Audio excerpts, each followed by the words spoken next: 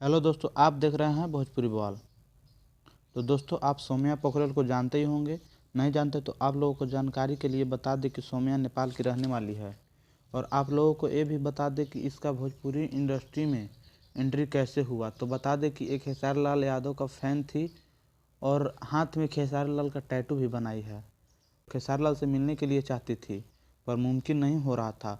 पर नेपाल में एक स्टेज शो के दौरान नेपाल में सौम्या ही खेसारी लाल से मिलने पहुंची और खेसारी लाल से मुलाकात भी हुआ और बोल रही थी कि मैं खेसारी लाल का फ़ैन हूँ, खेसारी लाल यादव का फ़ैन हूँ। ये बोल के भोजपुरी इंडस्ट्री में एंट्री मारी।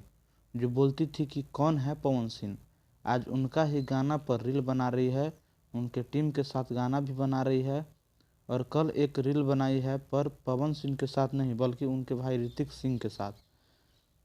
पर महेश पांडे ने कल के वीडियो में साफ साफ ये भी बता दिए कि अब खेसारी लाल की टीम में इसका कोई जगह नहीं और ना ही खेसारी लाल का यूट्यूबर इसका कोई भी वीडियो बनाएगा।